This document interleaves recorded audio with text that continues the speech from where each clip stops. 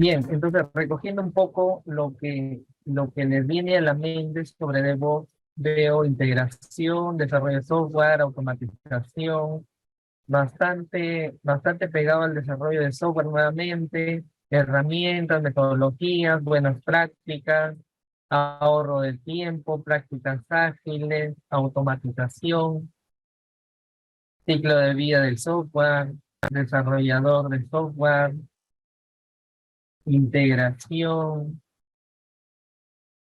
developer, operaciones, reducción de tiempo, y vemos cómo este DevOps está muy ligado, ¿no? Al desarrollo de software, a la automatización, colaboración.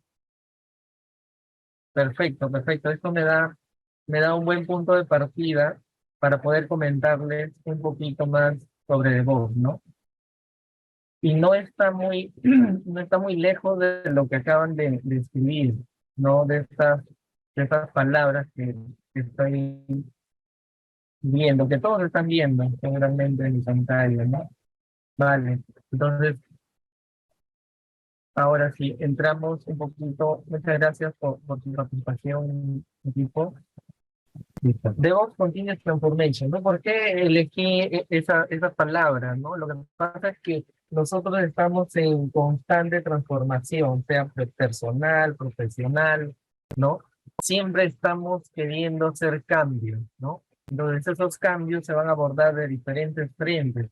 Es decir, no solo va a haber un frente donde nosotros vamos a tener que hacer cambios, ¿no? Y DevOps nos va a mostrar los diferentes prácticas donde nosotros podemos abordar, ¿no? Digamos, esta es la pequeña agenda que he armado, ¿no? De todos los beneficios y las prácticas, sobre todo eso, las prácticas y herramientas que a nosotros nos va a ayudar en nuestro día a día, ya en la cancha, ¿no? En lo profesional.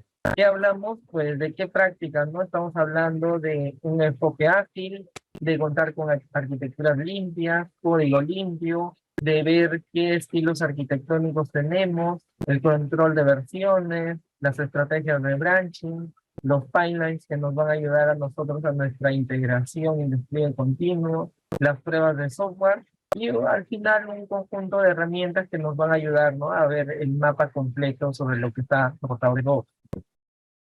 Ok, para empezar, ¿qué es DevOps, no? DevOps parte del acrónimo que se refiere a desarrollo y operación, ¿no? Básicamente se han juntado esos dos términos en uno solo, y ahí es donde nace DevOps. Entonces, este DevOps es un conjunto básicamente de buenas prácticas, ¿ok? Que lo mencionaban también en este pequeño test.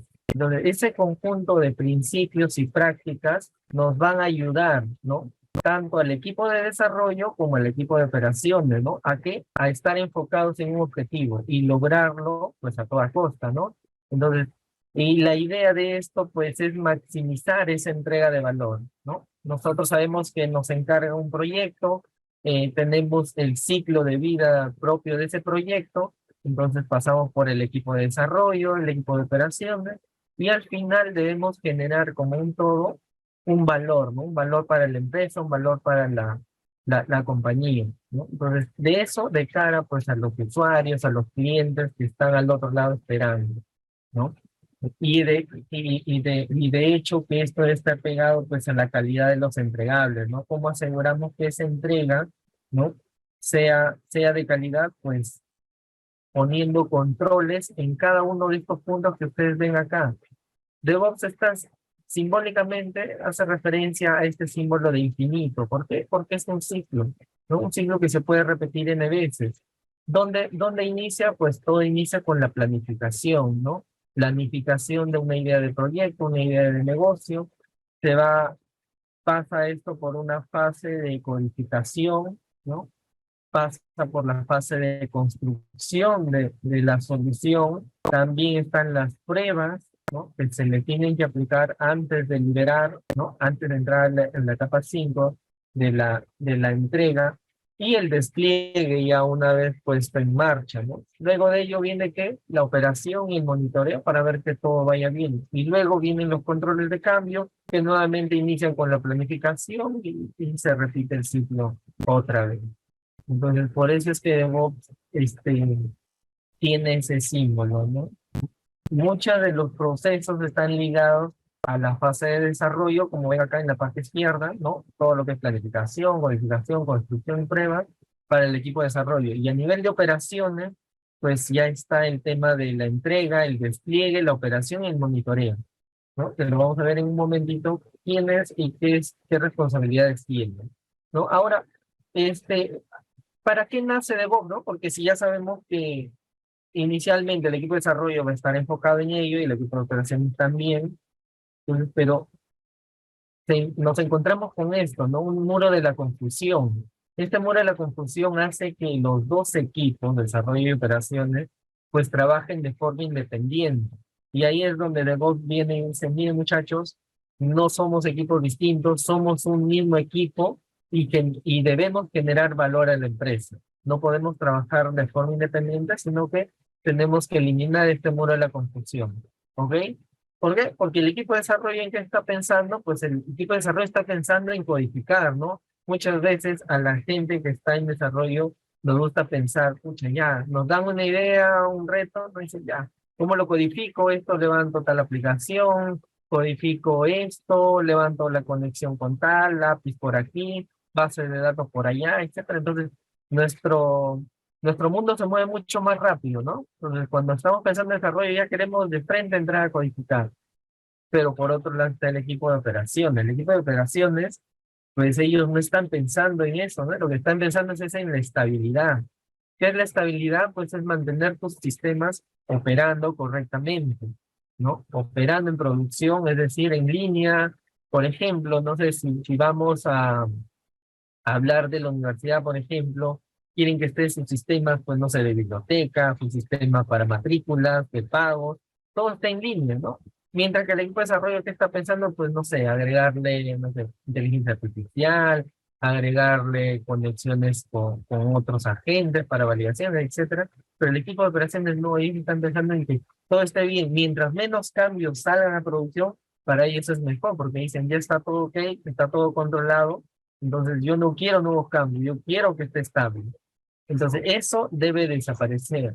Y eso trae a colación pues una frase que van a escuchar o seguramente ya lo han escuchado, que dice lo siguiente, ¿no? Si ya está funcionando, no lo toquen, déjalo ahí. Eso, digamos que DevOps viene a romper con todos esos esquemas, con todos esos preconceptos que nosotros ya hemos asumido en algún momento, ¿no? Entonces DevOps le dice, no, aquí si hay una situación en donde te causa dolor, ¿no? Y así textualmente, o sea, si te duele, si te genera problemas, es donde debes atacarlo, ¿no? Entonces, si algo te genera problemas, entonces tú tienes que estar ahí una y otra vez hasta que ese problema ya no lo sea más. El DevOps viene con esos enfoques, ¿no?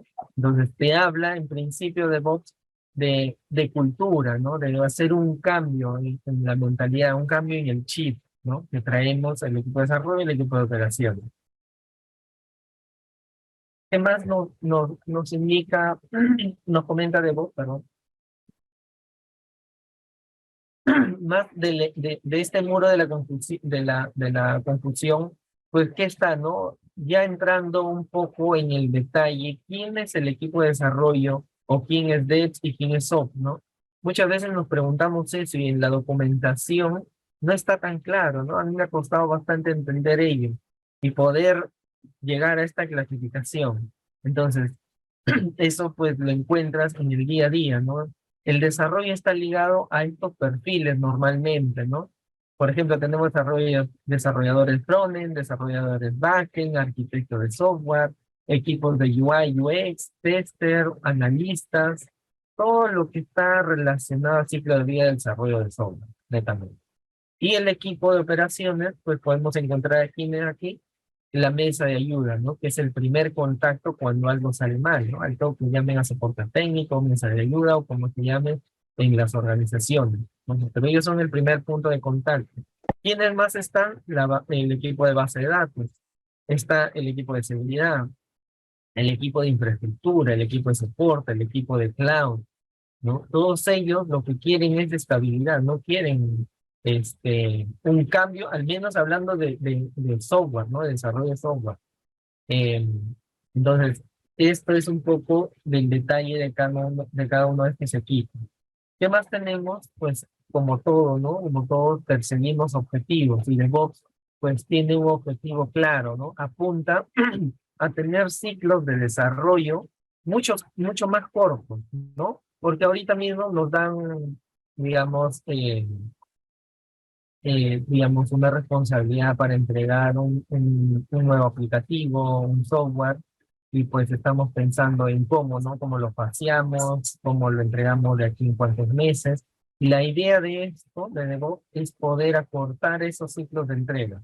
¿Ok? ¿Para qué? Para que ni bien tengas tú algo funcional, algo que genere valor, lo liberes, ¿no? Lo liberes, pero previo, como había dicho, el tema de la calidad, de asegurarnos que lo que estemos entregando pues sea de calidad, ¿no? Ahora, esto tiene que generar mayor frecuencia de implementación, ¿no? ¿Qué se refiere eso? A que, por ejemplo, me dicen, ¿sabes qué? Vamos a sacar un nuevo, dando el ejemplo del sistema de bibliotecas, por ejemplo, ¿no? Vamos a sacar un nuevo entregable para bibliotecas. Ahora, eh, ese pase a producción pues va a ser, no sé, un viernes en la noche, donde hay menos consumo tal vez de este sistema. Entonces, estamos preparados para ese pase.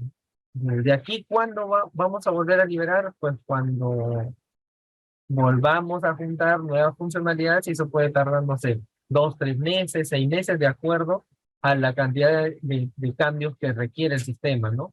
Entonces, DevOps se prepara para ello, para que esa frecuencia de implementación sea mucho menor, ¿no? Ya no estemos pensando en meses ni días, ¿no? Perdón, no meses ni semanas, sino días. Entonces, también va a depender de la madurez que tenga el equipo. ¿Por qué? Porque estamos hablando de diferentes perfiles, como ustedes ven acá. Por lo menos estos perfiles vamos a encontrar en un proceso de desarrollo de software. Entonces, todos ellos deben estar al tanto de los nuevos cambios que se van a liberar. Entonces, ese objetivo lo tiene bien claro, digo, ¿no? Tener desarrollos cortos y implementación con frecuencia. Y esos lanzamientos que nosotros hagamos, pues tienen que estar alineados a los objetivos comerciales que tenga la compañía, ¿no? ¿Qué más nos va a ayudar DevOps? Pues a simplificar y eliminar las tareas repetitivas. Y esto es lo que les decía hace un momento, ¿no? Si algo te cansa, algo te aburre, pues ahí es donde tenemos que apuntar, ¿no? Si algo nos duele, ahí debemos apuntar para poder eliminar esas situaciones. Y eso es un poco lo que refiere esto, ¿no? Simplificar y eliminar tareas repetitivas que sean susceptibles de error, ¿no? Yo les cuento, a grosso modo, un proceso de entrega de software, ¿cómo se da? Estamos hablando de un equipo de 5 o 6 personas que se dedican a trabajar por, por a lo largo de 2 semanas. A las 2 semanas están listos para entregar eso que han estado trabajando. Entonces, ¿qué va a pasar al final de esas 2 semanas? El equipo de desarrollo lo que va a hacer es generar los compilados, va a paquetizarlo, lo va a setear probablemente, lo va a poner en una ruta compartida. El equipo de soporte lo que va a hacer es acceder a esa ruta compartida, la va a llevar al servidor de Cuba probablemente. Una vez que está ahí, copia, pega los archivos que correspondan a ese pase y el equipo de pruebas se va a empezar su labor, ¿no? Va a hacer las pruebas correspondientes de acuerdo a su plan de pruebas que haya definido. Y eso, pues, ¿cuánto puede tomar? Pues horas, ¿no? Es cuestión de horas. Probablemente muchos de esos pases traigan problemas, ¿no? Y esos problemas, pues, amerite que se realice un rollback. Entonces, ese proceso desgastante que les he mencionado ocurre hoy día mismo en muchas de las compañías que no están siguiendo estas buenas prácticas de DevOps. Entonces, para esas compañías es que DevOps dice, mira, tengo estas buenas prácticas que tú puedes adoptar para poder eliminar esas tareas repetitivas y susceptibles de errores. Porque ¿qué errores pueden pasar? Pues que el equipo de soporte no me copie todos los compilados o me copie un compilado de una fecha anterior porque yo almacené ahí los históricos, los backups, etcétera, etcétera, etcétera. Inclusive en tu rollback también puede haber problemas porque me estaría tomando un compilado antiguo, tal vez para hacer rollback en la base de datos también causen más errores, donde se dan cuenta que eso desata diferentes escenarios donde pueden haber errores humanos Entonces, eso es desgastante. Entonces, DevOps se enfoca en ello, ¿no? Entonces, resumiendo, desarrollos cortos, mayor frecuencia de implementación y eliminar tareas repetitivas. ¿Ok? Ahora, ¿qué significa para los equipos? No había hablado yo de dos grandes mundos, ¿no? El equipo de desarrollo, el equipo de operaciones, y aquí está ya el equipo de pruebas que se va a encargar de asegurar esa calidad de los entregables, ¿no? Entonces, la idea de que estos equipos trabajen de forma aislada ya no funciona así, ¿no? Normalmente el equipo de desarrollo se encarga de implementar el código, hacer el código, y lanza eso hacia el equipo de prueba. El equipo de prueba se empieza a probar, tiene un tiempo, y luego eso pasa a operaciones, también tiene un tiempo. Son tres tiempos distintos, tres momentos de forma independiente, que lo que busca DevOps es que todos ellos coordinen y colaboren en un mismo escenario, ¿no? Para poder, digamos, asumir, ¿no? Porque si lo trabajamos de esa forma, el equipo de desarrollo va a creer que es solo de él, ¿no? Porque muchas veces a los desarrolladores nos gusta asumir que lo que entregamos, pues, es nuestro, ¿no? Y muchas veces le damos nuestros hijos a las aplicaciones que tenemos, porque lo hemos visto desde que se han concebido como idea hasta que han llegado a producción a ser usados por cientos de usuarios. Entonces, eso, digamos que ya te viene a cambiar, ¿no? Te viene a cambiar con esta nueva cultura, de que todos somos un equipo, de que todos colaboramos porque eso salga a producción y salga bien. Entonces, eso es la forma de que DevOps va a trabajar, ¿no? Va a recomendar trabajar. Ahora, ¿cómo adoptamos los modelos? Hay una base sólida sobre la que, sobre la que se soporta DevOps, y que es el entorno libre de culpa, ¿no? Entonces, ¿qué es un entorno libre de culpa? Yo les doy un ejemplo.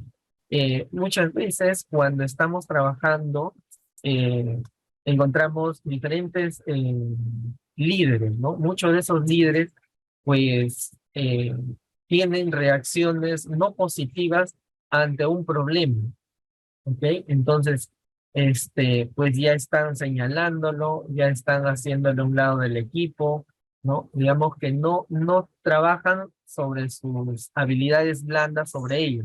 Entonces ahí es donde vos te dice, mira, para que todo esto funcione, para que todos trabajemos enfocados, todos trabajen con ciclos cortos, todos asegurando la calidad, debemos hacer un cambio de la cultura en todo el equipo TI, ¿ok?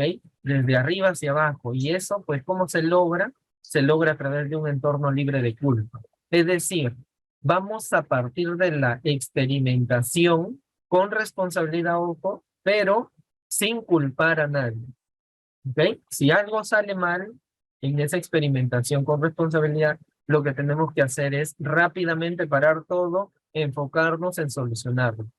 ¿Ok? Pero no de que estar diciendo tal persona lo hizo, buscando el responsable por aquí, por allá, de los diferentes frentes, no. De eso no se trata de nuevo. Entonces, para que todo esto funcione, como les decía, entorno libre de culpa. Luego tenemos tres pilares, que es la cultura, es el cambio de la mentalidad que les decía, las prácticas, ¿ok? Las buenas prácticas sobre las que está cimentado DevOps o las que recomienda, y las herramientas, ¿ok? Muchas de las preguntas, perdón, muchas de las respuestas en este Menti que les había compartido, hablaba de herramientas, hablaba de automatizar, ¿verdad? Entonces, DevOps está muy ligado textualmente a la automatización, ¿no? Pero como vemos, DevOps no se enfoca principalmente en ello, sino en tener un entorno libre de culpa para que eso esté soportado sobre una cultura y las buenas prácticas. Las herramientas vienen luego, ¿no? Una vez que tú tengas este enfoque, hayas hecho un cambio en la cultura y hayas adoptado buenas prácticas, solitos van a venir las herramientas, la automatización como lo indica. ¿Ok? ¿Qué más tenemos? Pues beneficios, ¿no? Antes del equipo, antes de tener DevOps y después de DevOps, pues ¿qué tenemos? Lentitud y rapidez para las entregas de software. Procesos manuales versus una automatización ya con el equipo de DevOps, con esas buenas prácticas, con ese cambio de cultura y las herramientas que les había mencionado. Equipos múltiples, por un lado, antes del DevOps, ¿no? Equipos de desarrollo, operaciones, Cuba. Y acá hablamos en DevOps ya un equipo único, ¿no? Un equipo que va a hacer de todo para que funcionen bien las cosas. En pre-DevOps, ¿qué tenemos? Propenso a errores, ¿no? Obviamente lo que les había mencionado, pues al tener operaciones manuales, repetitivas, eso genera desgaste y está, digamos, propenso a errores. En cambio, con DevOps, al utilizar esas buenas prácticas, vamos a aumentar esa tasa de éxito, ¿no? Es una alta tasa de éxito. Obviamente que no todo es perfecto, ¿no? Y hay niveles de madurez también en DevOps. ¿Qué más tenemos? Más de los beneficios, ya alta velocidad en desarrollo, entrega rápida, estabilidad, escalabilidad, seguridad, mayor satisfacción del cliente y ventaja competitiva en el mercado. Este último punto es importante. Este último punto hace mención al time to market, ¿no? Muchas veces han escuchado seguramente el time to market. Ahora, ¿qué es eso?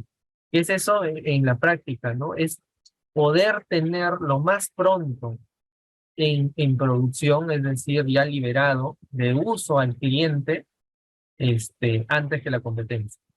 ¿Ok? Entonces, ¿cómo logramos eso? Si nos dicen el proyecto, pues tiene para salir de aquí en 6, 8 meses, pero yo ya quiero generar valor. ¿Cómo hacemos eso? Con las entregas cortas, ¿no? Con el desarrollo ágil, con las prácticas que ahora mismo les voy a comentar. Ahora, antes de terminar con el tema, digamos, cultural de DevOps, quisiera hacer hincapié en qué no es DevOps, ¿no? Para que tengan esa diferencia, ¿no? No es una estrategia para todos. ¿Qué significa ello? Que no va a funcionar. Si a mí me funciona, por ejemplo, en mi compañía, no es que les va a funcionar a todos, porque no todos están preparados para adoptar estas estrategias, estas buenas prácticas. ¿Por qué? Porque pasa de un cambio cultural, ¿no? Si no tienes ese cambio en el chip, va a ser difícil que tú puedas adoptar DevOps, ¿no? Puedes automatizar tus procesos, puedes asumir herramientas de automatización, sí, pero no estás aplicando DevOps, ¿no? Porque DevOps va más allá de la automatización, más allá de las herramientas. El segundo punto hace mención a ello, que no es automatización DevOps. No es que yo automatizo y ya estoy haciendo DevOps, no. No es una herramienta implementada tampoco, ¿no? Seguro han escuchado DevOps, Azure DevOps. Entonces, si yo llevo a mi compañía Azure DevOps, no es que estoy haciendo DevOps, ¿no? No es, por eso indica, no es una herramienta implementada. Entonces, GitLab también tiene su herramienta para hacer automatizaciones, pero no es que tienes implementado DevOps. DevOps no es un equipo nuevo de trabajo, yo estoy hablando ya en la práctica, no es que yo voy a armar un equipo nuevo de trabajo y separado de mis áreas, no sé, de soporte, de infra, de base de datos, no. Eso quiere decir que yo voy a tener que juntar los perfiles necesarios, ¿no? Dentro de mi compañía. Ahora, si no los tienen, pues obviamente, porque estamos entrando en un nuevo enfoque cultural, los tengo que capacitar y DevOps te indica esa metodología, ¿no? Perdón, esos pasos que tú tienes que seguir para sacar lo mejor de tu equipo que tienes actualmente, sin traer gente de afuera, sin generar nuevos gastos, sino a lo mismo que tú tienes dentro, pues potenciarlo, ¿no? Porque obviamente, quienes conocen mejor el negocio, los que tienes ahí dentro, ¿no? DevOps implica automatización, ¿ok? No necesariamente porque hablaba hace un momento de la cultura, ¿no? Y eso no quiere decir que yo tengo que traer una herramienta para hacer un cambio en la cultura. Entonces, DevOps es más que automatización, obviamente, ¿no? Es más que solo automatizar. Ahora, entrando un poco a las prácticas, ya, a lo que les había mencionado, y esto recogido de la experiencia, ¿no? De la experiencia previa, les traigo un poco de estas buenas prácticas de las que DevOps tiene. DevOps tiene infinidad de prácticas, ¿no? Pero aquí he escogido, digamos, las más resaltantes y las que van a llegar a, a conocer seguramente, o si ya lo conocen en la vida profesional, ¿no? Que el primer punto es el enfoque ágil, ¿no? El enfoque ágil, pues, nos habla de proceso, ¿no? De cómo es que nosotros definimos un proceso para generar desde la visión hasta nuevas funcionalidades, ¿no? Pasando por historia de usuario, definiendo un backlog, de elegir el alcance de nuestros sprints, definir el tiempo de los sprints, hacer retrospectivas, revisiones, etcétera, etcétera, para que nosotros podamos, digamos, estar soportados sobre un marco ágil, ¿no? Entonces, si no tenemos esa agilidad, va a ser difícil, ¿no? Imagínense poder aplicar DevOps sobre un esquema de desarrollo de software tradicional versus un esquema ágil, ¿no? Entonces, esta es la primera práctica que nos sugiere DevOps poder adoptar. Tener un enfoque ágil para nuestra entrega del software. ¿Ok? ¿Y esto qué significa? Pues significa tener un proceso incremental iterativo. ¿Sí? ¿Les suena bastante lo que decía hace un momento de DevOps, ¿no?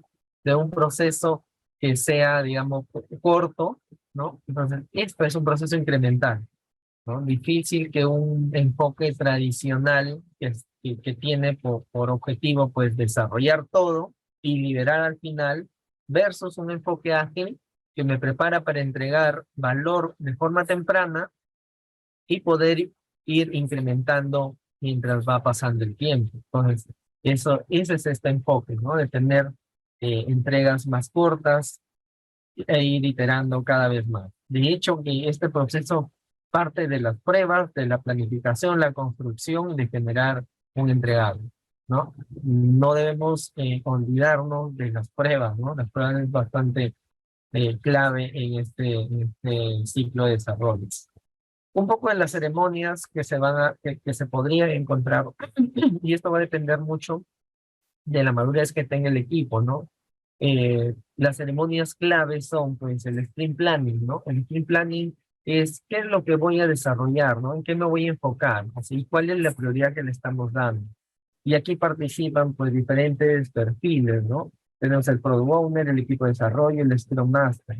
Esto se debe dar por un lapso de 2 horas por semana de lo que dure el sprint, ¿no? Si tú tienes definido que tu sprint va a ser de 2 semanas, entonces debes enfocarle 2 horas para esa actividad. Luego tenemos nuestro daily, que ocurren de forma diaria para responder a 3 preguntas básicamente. ¿Qué hiciste? ¿Qué vas a hacer hoy? Y si tienes algún problema que te pueda ayudar el equipo, ¿no? A resolver. Y esto no debe pasar más de 15 minutos. La etapa de refinamiento significa en que durante el sprint tú puedes recibir nuevas funcionalidades, ¿no? Tú puedes recibir un nuevo feedback. Es decir, pueden decirte, detenemos ese sprint porque ha nacido una iniciativa que tiene mayor prioridad, mayor peso y que le va a dar mayor valor al negocio. Entonces, esa es la etapa de refinamiento, o poder ajustar el alcance probablemente, ¿no? El sprint review, pues, es cuando ya terminamos nuestro desarrollo enfocado en este último sprint y hacemos una revisión previa a hacer la entrega, a hacer el lanzamiento.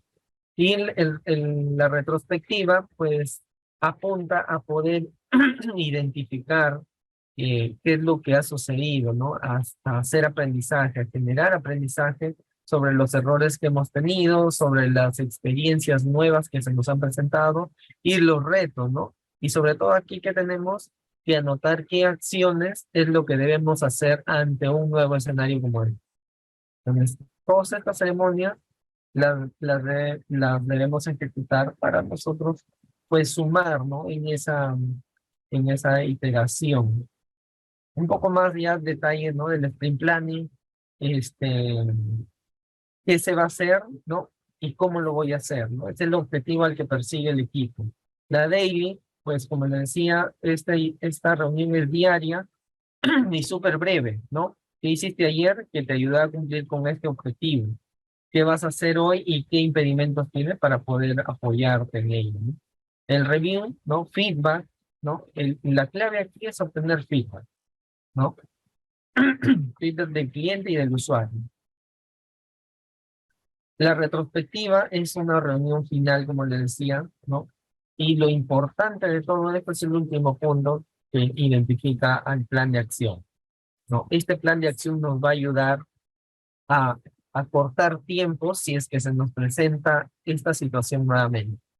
Entonces, vemos que ya tenemos un plan, un enfoque ágil, iteraciones, un desarrollo incremental, y si tenemos problemas, pues ya tenemos un plan de acción. Todo eso nos da el enfoque ágil.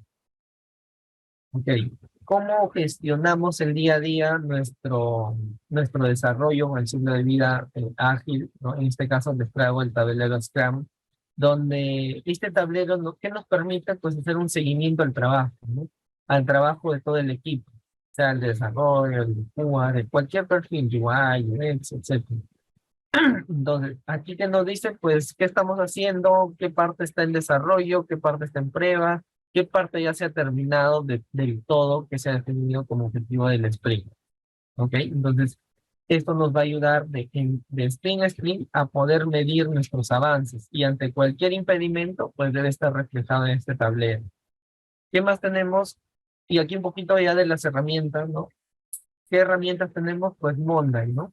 Monday es una herramienta que nos permite a nosotros pues hacer seguimiento diario de estos avances, ¿no? Y de poder tener los equipos, los perfiles, los documentos asociados, fechas, estados, etcétera. ¿Qué otra herramienta? Trello, ¿no? De las más básicas y claves, pues tenemos Trello para poder armar, digamos, como mejor nos parezca nuestro tablerito. Esto es lo bueno que nosotros podemos definir nuestro propio tablero. Y uno de los eh, aplicativos que más me gusta de todos ellos es Jira Software. Jira Software es uno de los aplicativos que nos permite a nosotros gestionar proyectos ágiles, ¿no? Como es este, por ejemplo. Este es un ejemplo enfocado, ¿no? Por un lado tenemos las épicas, que son requerimientos de alto nivel, ¿no? Requerimientos de alto nivel, luego que vienen las historias de usuario. Entonces, ya estamos enfocando épicas, historias de usuario, equipos, este, cuánto nos falta, por ejemplo, para terminar lo que está por hacer en análisis, desarrollo, testing terminado. Eh, Me da un resumen de todo el progreso del sprint, ¿no? Cuánto está el curso, cuánto ya cerré, el progreso a nivel de épicas, ¿no? Entonces, es un software bastante completo que nos ayuda a nosotros a gestionar el enfoque del desarrollo de software, ¿no? ¿Qué más nos da? Por ejemplo, por cada historia de usuario nos podemos asociar tareas y cada tarea puede estar destinada a uno u otro miembro del equipo, ¿no?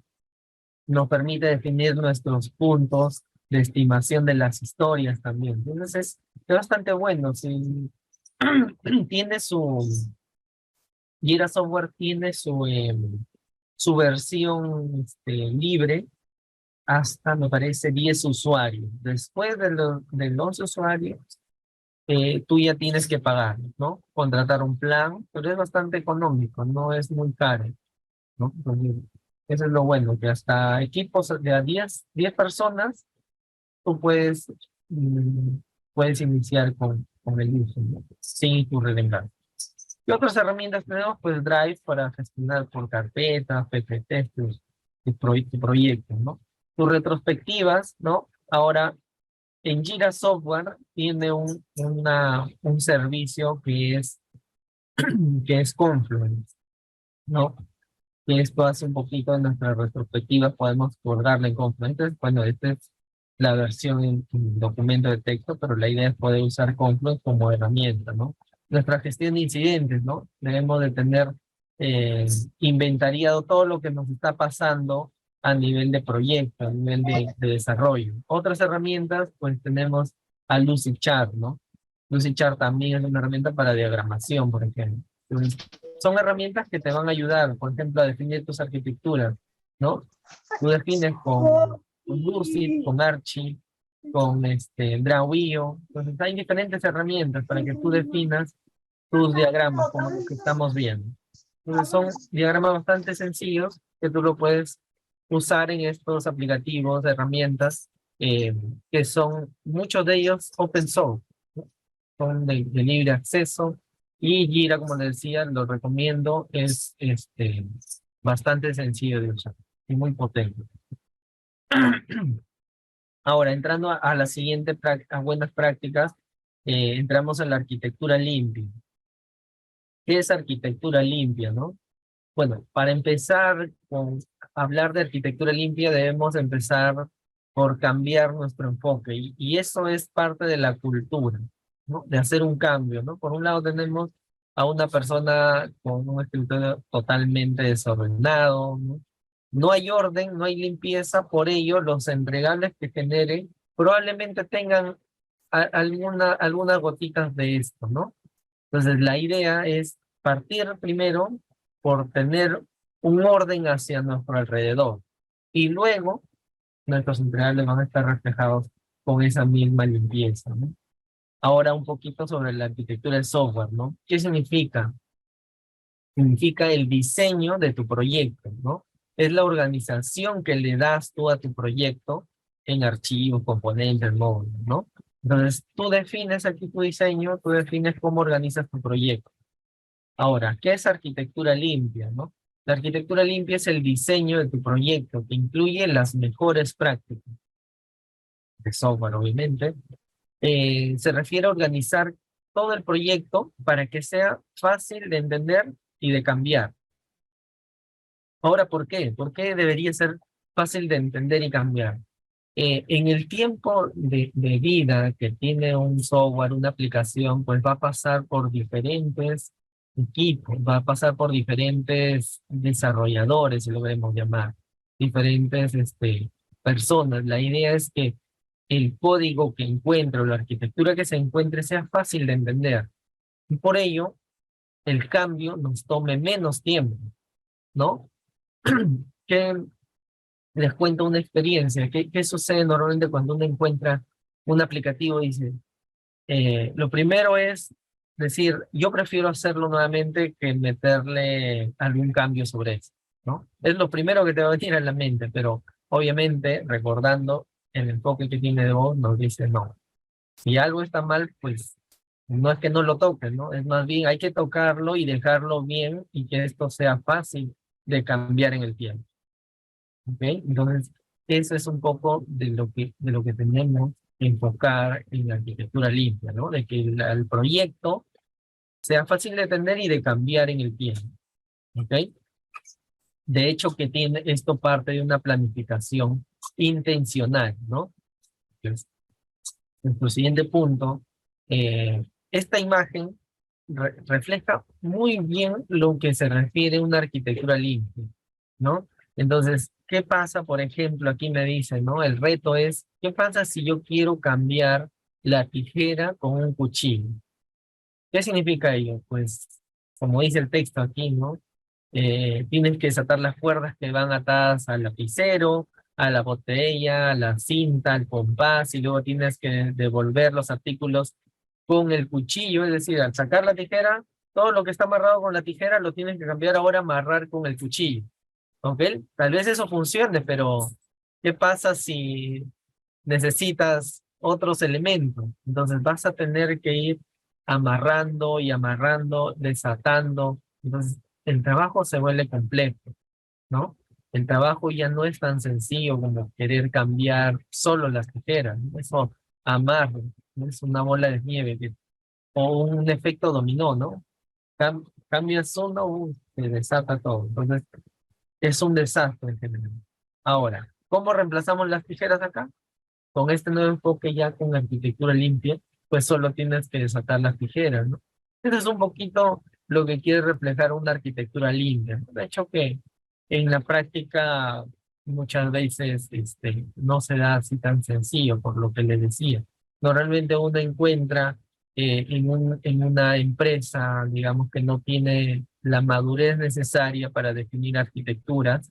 Simplemente el desarrollador, como tiene muy buena iniciativa, plantea su propio diseño de arquitectura.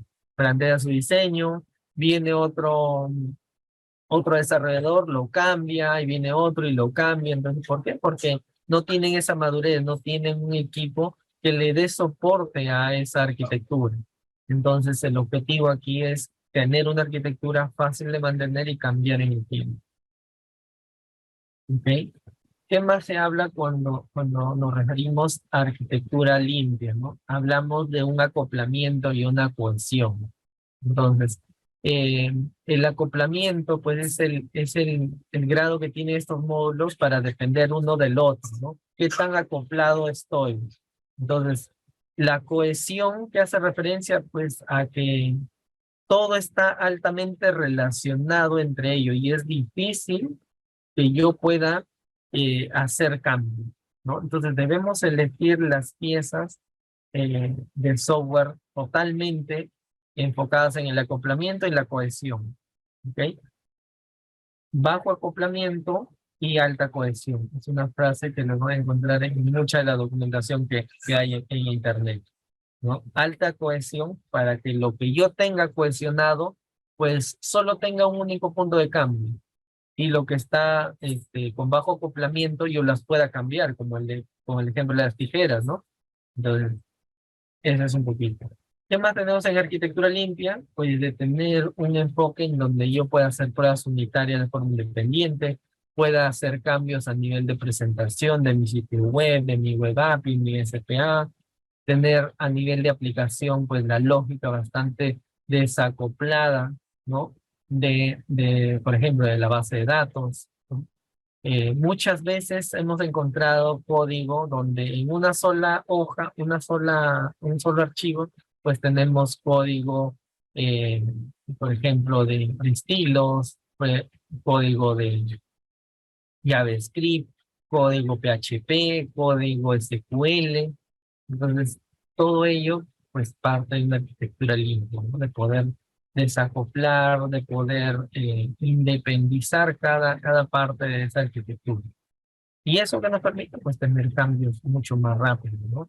Si me piden, si nos piden, por ejemplo, hacer cambios a nivel de mensajería, ¿no?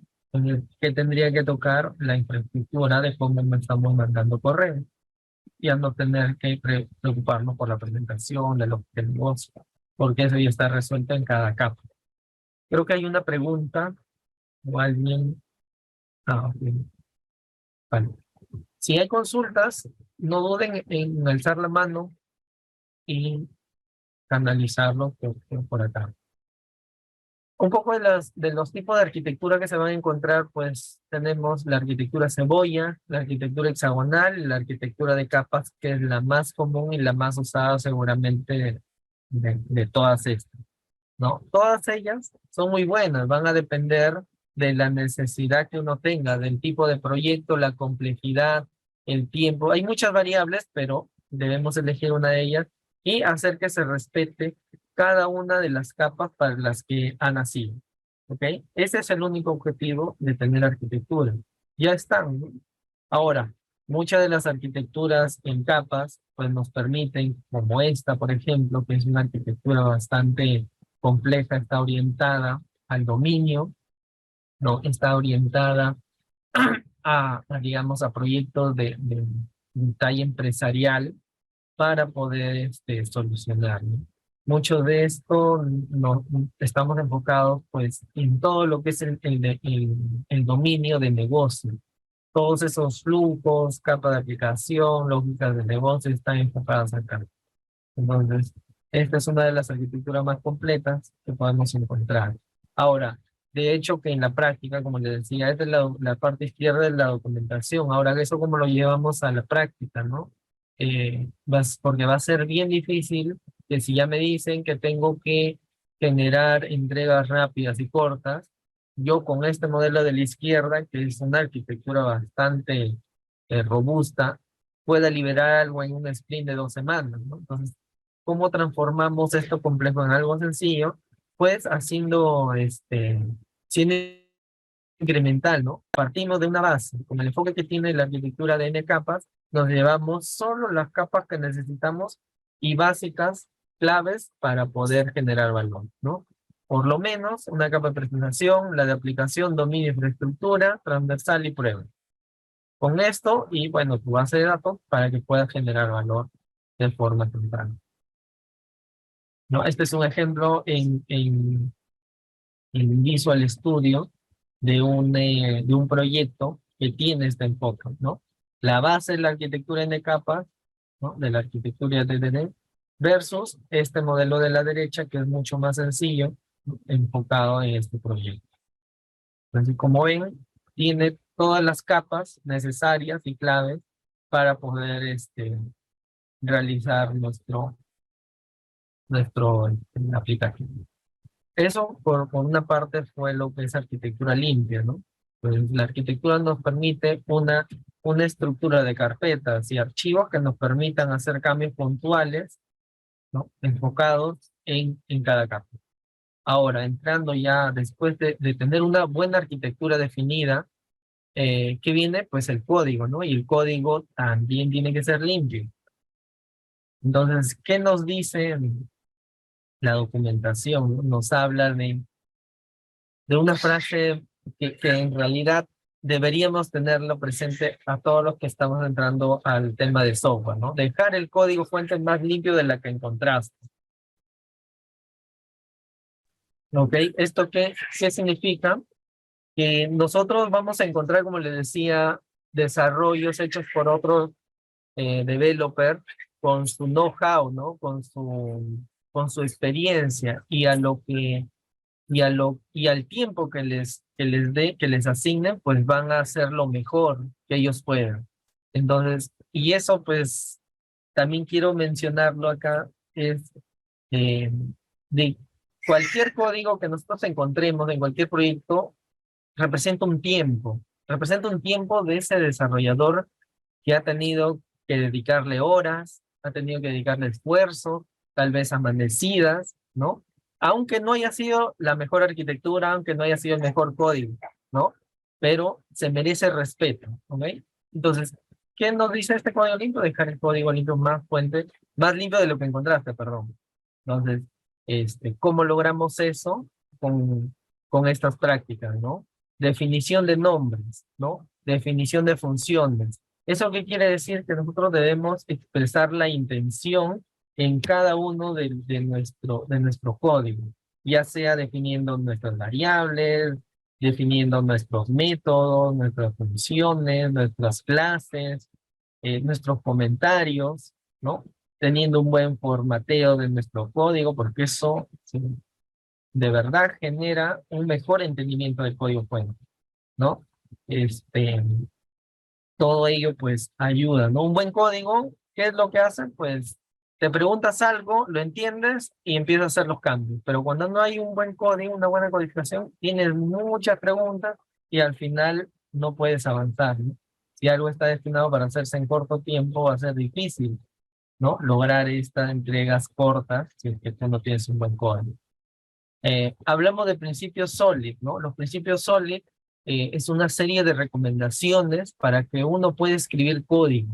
En realidad nos ayuda a implementar esto de la alta cohesión bajo acoplamiento, ¿no? Finalmente, ¿qué persiguen los principios SOLID? De tener un fácil entendimiento, fácil mantenimiento, sea reutilizable el código y que el código sea fácil de leer.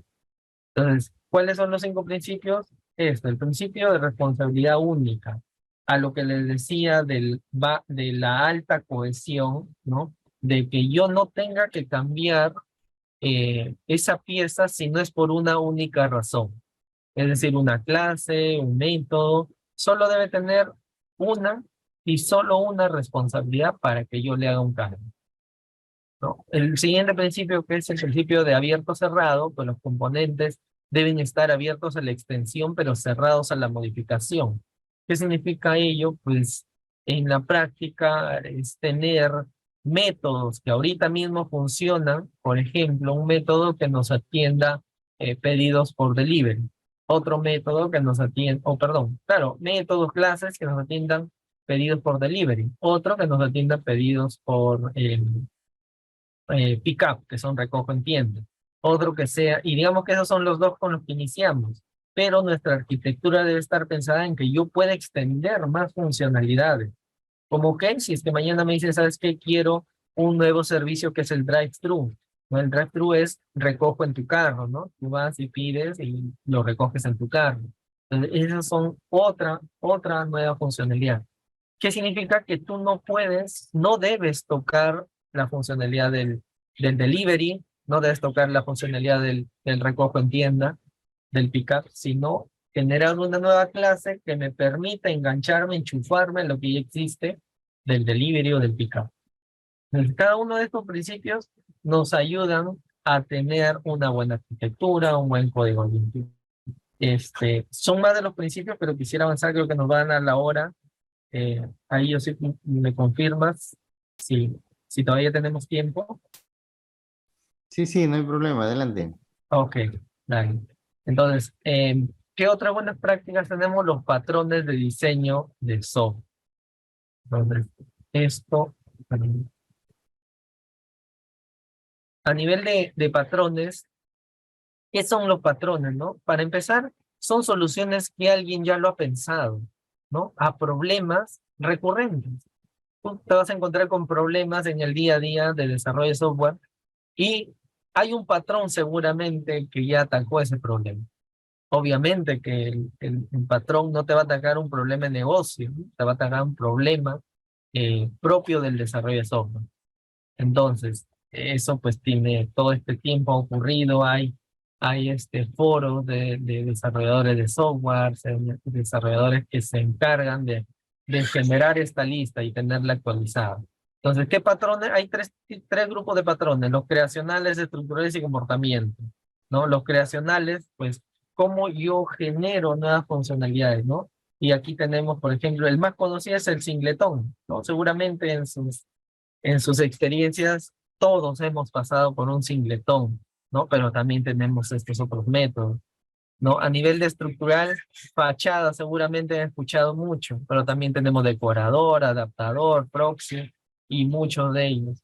A nivel de comportamiento, aquí el más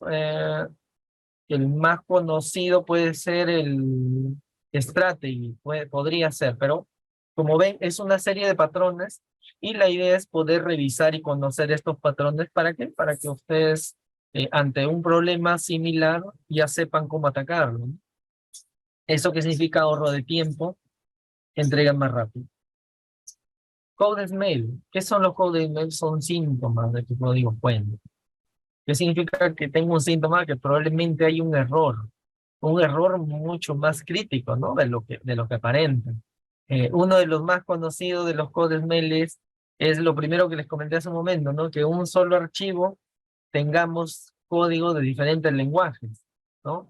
Entonces, ese es un Code Smell. Otro en que yo tenga un método con, con cientos de líneas, ¿no? 500, 200, 1000 líneas, más de 1000 líneas, uy, ya todavía peor. Clases también grandes, ¿no? El, ¿qué otro code smell, por ejemplo, o lo que nos recomienda, ¿no? Porque los síntomas son fáciles de detectar, pero ahora, ¿qué recomendamos? ¿Qué se recomienda, no?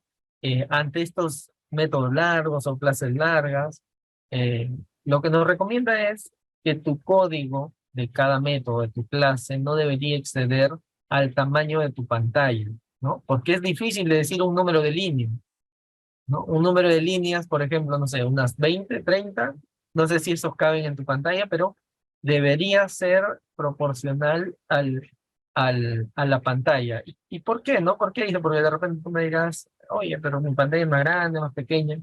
¿Eso a qué se referencia? A que tú, ni bien toques un código hecho, es decir, un legacy software, tú puedas ver en un solo pantallazo y entender de qué trata y no estar scrolleando, ¿entienden? Entonces es de primera mano poder ver, mira, este método lo que hace es, no sé, se conecta con tal componente, arma un objeto y envía un correo. Listo, se acabó. Entonces eso debería estar reflejado en un solo vistazo, ¿sí? Entonces, por eso es que no recomiendan un número de líneas, sino más bien de que tú de un solo vistazo tengas. ¿Qué otro código tenemos? Definición de variables, por ejemplo, ¿no? Por ejemplo, var1, var2, str, flg, ¿no? De flag, de string. Entonces, eso no indica nada en realidad a quien esté leyendo, ¿no? Lo que tiene que hacer ahora es leer todo para entender. Entonces, la idea es menos comentarios y más, este, eh, más definición de tus variables, de tus métodos. Eso debe reflejar tu intención, ¿ok? Si estás definiendo, por ejemplo, una clase enfocada en correo, en envío de correo, pues debe notificar eso, ¿no? Entonces, tus variables, tus clases, tus métodos, tus archivos, tu proyecto inclusive debe tener ello. Entonces, todos estos son los CodeMel que nos vamos a encontrar. Deuda técnica. Deuda técnica está muy amarrado a los CodeMel, ¿no? Esta deuda técnica, ¿qué significa? Pues todo lo que infrinja las buenas prácticas. Todo lo que hemos conversado ahorita, ¿no? Si yo no tengo una buena arquitectura, no tengo un buen código limpio, incurro en muchas CodeSmell, no adopto buenos patrones, eso genera deuda técnica, ¿no? Y las causas, pues, uno, el proyecto siempre arranca tarde, ¿no? No hay colaboración entre los equipos, no hay revisión de código, pero no hay revisión de código, ¿no? Que es lo normal que debería haber en un equipo, ¿no?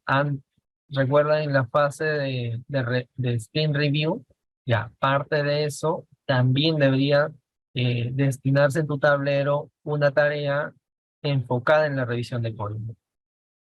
¿Qué más? Presupuesto ajustado y presión de tiempo, es lo normal. Es el motivo, digamos, más fuerte por lo que incurrimos en deudas técnicas, ¿no? Entonces, ahora, lo importante de la deuda técnica es que siempre vamos a tenerla, ¿sí? Pero lo importante que es poder gestionarla, ¿no? Y el problema no es eliminar, ojo, no es que yo mañana me enfoco en eliminarla, no es que la vas a eliminar al 100%, sino lo que debes hacer es gestionarla. Y eso es un poco de lo que tenemos que hacer también en nuestro tablero, una tarea enfocada o una historia de usuario enfocada en gestionar deuda técnica. ¿Qué es lo que hacen los equipos ahora? Pues parte de tu sprint estar considerado una historia enfocada en reducir la deuda técnica. Y así, sprint por sprint, nosotros vamos a estar reduciendo la deuda técnica. ¿Ok? Creo que hay preguntas.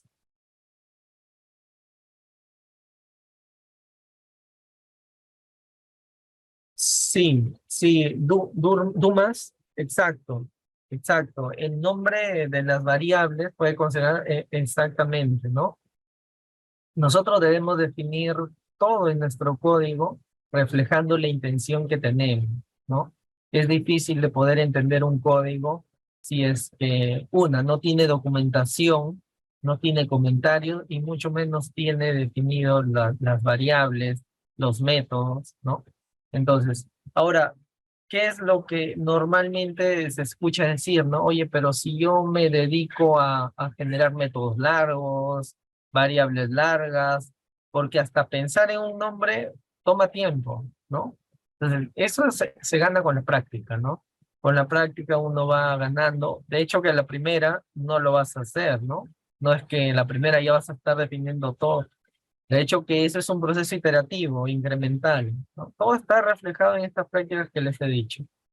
Entonces, ¿cuál sería la relación o diferencia entre la calidad y los code smell?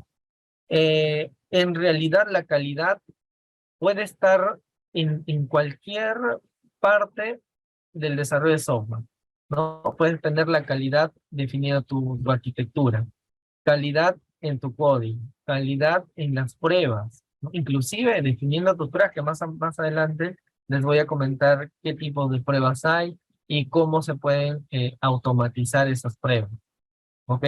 Entonces, en todo el flujo siempre debe estar la calidad, ¿no? Que es un pilar también de DevOps, ¿no?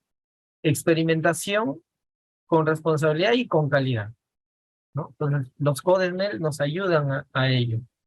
Nos ayudan también a poder saber dónde es que debemos enfocarnos para mejorar nuestra calidad de entregables. Y entregables en general, ¿ah? No de la funcionalidad solamente. Porque, como les decía, No es que yo entrego y algo está funcionando y no lo toco, no, tampoco funciona de esa forma. Lo que debo hacer es dedicar un momento para gestionar esa deuda técnica. ¿Y cómo? Una alternativa es colocando en tu backlog una historia enfocada en ello, ¿no? Y así por cada sprint. ¿Qué más tenemos? Refactoring. Ahora, ¿no? ¿Cómo es que reducimos nuestros codes mail, ¿no? ¿Cómo es que reducimos? La clave es la refactorización.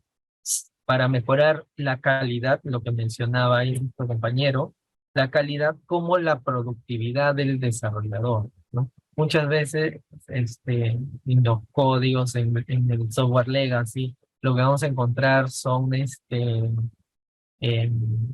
código espagueti, seguramente han escuchado. El código espagueti hace referencia a que todo está entrelazado, todo está confundido.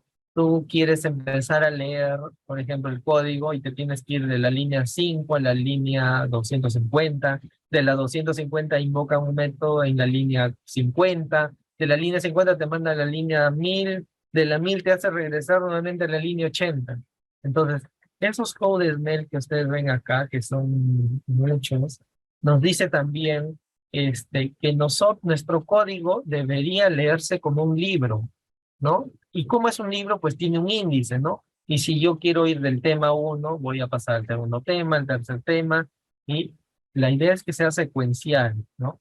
De arriba hacia abajo, pero muchos de los códigos no encontramos eso. Entonces, ¿cómo solucionamos esos temas de los codes mail? ¿Cómo mejoramos la calidad del código? Haciendo refactoring. ¿Ok? Y eso pues ayuda al desarrollador, obviamente, ¿no? ¿Cómo te vas a sentir tú si encuentras algo que está hecho bien, que está hecho ordenado, que refleja la intención de lo que quieres lograr y que te mandan a hacer un cambio? Versus si encuentras todo desordenado, código espagueti y el efecto escopeta, ¿no? Tú jalas de un lado y ya se disparó por otro lado. Cambias por una parte y se desencadena errores que antes no tenían. Esas son las razones por las que se tiene ese pensamiento de si ya no funciona, no lo toques. Pero no podemos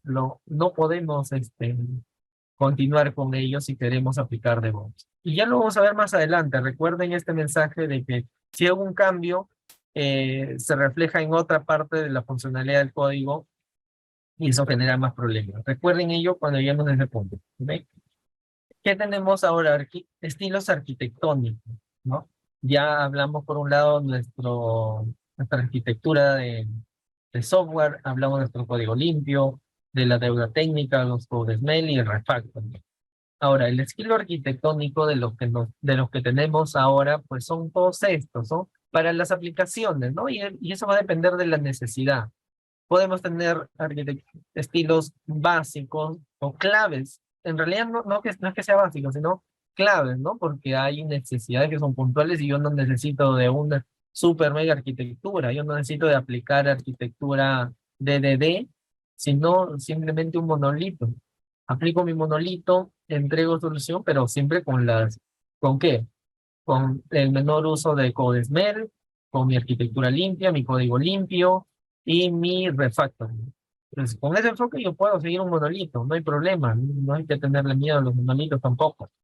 Hay monolitos modernos también, hay que aplicarlos, ¿no? Cliente-servidor, ¿no? Arquitectura en capas, que es la más común que tenemos. Nuestras arquitecturas de microservicios, ¿no? Arquitectura de eventos, ¿no? Arquitectura de API. Son un poco de las arquitecturas que ustedes van a encontrar. Esto es un ejemplo de arquitectura de microservicios. Por ejemplo, a nivel presentacional tenemos una web, un API Gateway que es, digamos, funge de canal de comunicación entre la web y lo que está detrás a nivel de APIs, ¿no? Yo puedo tener, no sé, mis APIs de pedido, de tienda, de producto, de seguridad, y esto pues integrarse con diferentes otras APIs o servicios, y cada uno con su base de datos, ¿no? Con cualquier tipo de base de datos. Este es un enfoque de manera genérica de una arquitectura microservicio. Otro punto importante son los contenedores, ¿no? Normalmente tenemos máquinas virtuales o servidores físicos, pero ya nace el término de los contenedores. ¿no? Que yo pueda paquetizar mi solución y pueda desplegarlo. ¿Esto en qué me ayuda? Pues muchas veces han escuchado o van a escuchar probablemente que en mi máquina funciona, ¿no? Pero no funciona cuando yo lo quiero desplegar en desarrollo, en el ambiente de Cuba, de producción. Entonces, ¿cómo resolvemos esos problemas? Con el enfoque de contenedores, ¿no? Ya paquetizo todo lo que tengo en desarrollo y genero mi contenedor y esto lo puedo desplegar en cualquier ambiente y no incurro en esto que menciono, ¿no? De que mi máquina funcione. ¿Qué más tenemos? Nuestras tecnologías. Bueno, tecnologías ustedes las deben conocer bastante bien, ¿no? Cada uno, pero ¿qué es lo que quiero reflejar acá? Es el stack con el que ustedes van a contar, ¿no? Hay un stack tecnológico que ustedes van a adoptar en cada proyecto, sea para frontend, sea para backend, para bases de datos, pruebas, etcétera. Lo importante es que ustedes lo reconozcan, hagan esa diferenciación, para que más adelante, ya cuando tengamos nuestro ciclo de entrega continua, podamos hacer las adecuaciones necesarias. ¿Ok? De igual forma, tenemos IDEs, tenemos framework, va a depender de la necesidad del proyecto. Ahora, una de las prácticas más, más potentes que vamos a tener es nuestro control de versiones. Ahora, ¿qué hace referencia a este control de versiones, no? Eh, Esto que están viendo acá refleja mucha de la experiencia que nosotros hemos tenido, tal vez en nuestros proyectos, no sé si lo han pasado ustedes en sus proyectos integradores o proyectos de ciclo, que tienen carpetas con diferentes nombres y siempre hay una que es la final. Entonces, la idea de tener versiones de nuestro código o de nuestros trabajos es poder usar un control como tal. Ahora, ¿qué es ese control, no? Es el sistema que va a registrar todos nuestros cambios en el tiempo, ¿no? Cambio 1, cambio 2, cambio 3. Y lo más importante es que yo pueda regresar a una versión anterior a la que estoy. ¿Ok? Entonces, eso me va a permitir un control de versiones. Ahora, ¿qué permite? Pues trabajar con nombres, estructuras, hacer cambios con confianza, revertir, hacer reversas a lo que yo tengo, desplegar, saber, el último punto es el más importante, ¿ah? ¿Quién hizo el cambio, qué cambió y cuándo sucedió? Pero no es para culpar a alguien, ojo, estamos hablando de DevOps, que estamos en un entorno libre culpa. Simplemente esto es para un histórico, ¿no? Para saber qué equipo, qué persona, qué rol, quién hizo el cambio, cuándo y cómo, para poder entender la situación y si es que sucede algún problema, pues enfocarnos en ello, ¿no? Es un buen punto de partida cuando estamos relevando o superando obstáculos ya en puestos en producción. Ahora es importante saber que hay controles de versiones que tienen dos focos, uno que es el centralizado y otro que es el distribuido, ¿no? Centralizado, por ejemplo, yo tengo un servidor, ¿no? Y que tengo clientes, o sea, consumidores, y se descargan una copia cada uno de ellos. Pero están haciendo cambios sobre la versión del servidor. Entonces, esto es de forma centralizada. Versus un distribuido que la copia se guarda en el repositorio de cada cliente, ¿sí? ¿Eso qué quiere decir? Que yo tengo una copia fiel del servidor. ¿Eso qué me ayuda? Pues en que si el servidor se cae, pues cada uno de los clientes tiene una copia total de todo lo que se hizo, ¿no? Entonces, igual, cada cliente puede hacer su cambio en cada ambiente que él tiene sin afectar el servidor y sin afectar a sus demás compañeros de equipo, ¿no? Eh, Esto en la práctica, como se ve, ¿no? Pues tenemos un repositorio central del código fuente del aplicativo y muchas veces dicen, oye, ya me descargué los cambios, ya los subí, pero no los puedo subir porque tú lo tienes tomado, ¿no? Suéltalo para yo subir mis cambios, ¿no? Entonces, ese es en el enfoque centralizado. En el distribuido no pasa eso. En el distribuido cada uno toma su copia, hace los cambios, sube, guarda persiste y cuando está seguro, recién compromete sus cambios. Al comprometer los cambios, ya el resto puede descargar y resolver el problema si es que hay, digamos, cambios que fusionar a este nivel. En su misma rama. ¿No? Sí, sí, ahora vamos a ver el tema de la estrategia de branching que se tiene para cada uno de ellos. Aquí lo importante es poder identificar en qué este modelo estamos de control de versiones, si es un centralizado o si es un distribuido, ¿no? Porque para cada uno de ellos hay herramientas, ¿no? Hay aplicativos que si yo quiero manejar de forma centralizada, voy a tener que usar tales, pero si quiero distribuida, otro, ¿no? Otro grupo. Ahora, dos de las herramientas claves, ¿no? y necesarias para que nuestro trabajo sea gobernado, tenemos a Git y GitLab, ¿no? De hecho que GitLab, pues, tiene su competencia, ¿no? GitHub, Bitbucket, ¿no? Pero estas son las dos herramientas que como experiencia han sido bastante buenas, ¿no? Las otras también, ¿no? Pero la recomendación es de que puedan probar estas dos herramientas aquí, ¿no? Como ejemplo. Puedan probar, puedan interactuar con Git, interactuar con GitLab. Ahora, ¿cuál es la diferencia, no? Git es la herramienta, es el control de versión, ¿no? Es la herramienta que yo puedo instalar. Ahora, GitLab es un servicio en la nube que a mí me permite subir los cambios y ya dejarlos en el repositorio en cloud, ¿no? Entonces, esas son las dos diferencias. Git es para que tú lo instales en tu máquina, puedas tener este control de versiones a nivel individual y el GitLab ya lo tenemos a nivel de cero, ¿no? Los comandos que nos encontramos en Git, ¿no? Entonces, pero para ello, que tenemos que saber que Git tiene como tal diferentes espacios, ¿no? Uno que es el working folder, que es tu área de trabajo. El staging area es el área donde tú vas a hacer tus cambios eh, temporales, ¿no? Sin comprometer todavía el repositorio final, ¿no? O sea, simplemente trabajas, quieres guardar, listo, sube al staging area. Luego tienes el repositorio local, ya donde comprometes tus cambios.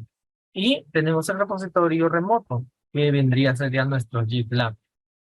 Entonces, todos estos tres momentos de acá, los tres primeros, ocurren a nivel de cliente. Y el último ya a nivel eh, remoto, ¿no?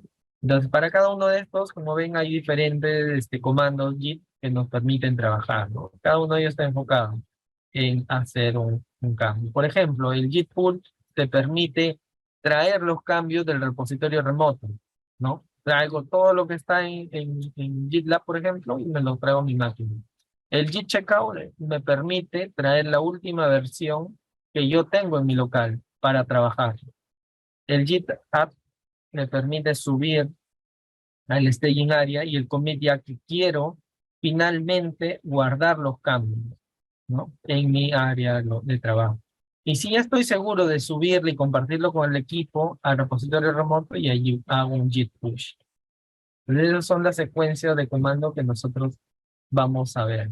Ahora, la estrategia de versionado de código, ¿no? Por un lado es la teoría y qué comandos, pero ahora, ¿qué estrategia vamos a usar, ¿no?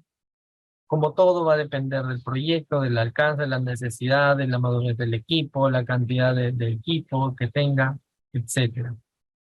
Pero yo les puedo recomendar esta estrategia, ¿no? Está enfocada, pues, en hacer controles de calidad, controles de código fuente previo a a un proceso de comprometer los cambios, ¿no? ¿Y qué eso qué significa? Por un lado, yo tengo en GitLab, ¿no? Mi repositorio del proyecto, pero el repositorio remoto. Como les decía, cada cliente, cada developer va a tener una copia y eso como se logra con fork, ¿no? Hago un fork a cada developer. Cada developer tiene una copia fiel de lo que está arriba en GitLab. ¿Listo? Entonces, con un pull, la idea es que este pull se ejecute todos los días al iniciar el día de trabajo. ¿Ven? A primera hora, ni bien llega el developer, hace un pull. Ese pool que me permite traer todos los cambios del día anterior o de los días que yo no estuve, ¿no? Porque el developer puede haber faltado, puede haber no elaborado ese día. Entonces, traigo los cambios, lo dejo en mi máquina y empiezo a trabajar con todos los cambios alineados con el repo remoto, ¿no? Entonces, este repo ya del developer, yo puedo clonar las veces que yo quiera y subir mis cambios. La diferencia aquí de las diferentes estrategias es que yo hago un merge request. Esta solicitud de cambio le llega a un líder, ¿no? Le puede llegar al líder técnico para que apruebe los cambios, ¿no? Entonces, el developer sube los cambios a su GitLab de developer. Una vez que está seguro de los cambios, hace una solicitud de cambio hacia el líder técnico al examinar el código ve que revisa código, ve que está alineado, cumpla con todos los estándares y buenas prácticas, recién funciona con el repo remoto. Entonces, esta es la secuencia, digamos, que en mi experiencia me ha funcionado para poder controlar los cambios que están subiendo todo el equipo. Este es un ejemplo, ¿no? De lo que vamos a encontrar en GitLab. Tenemos, por ejemplo, esta es la cantidad de proyectos que manejamos.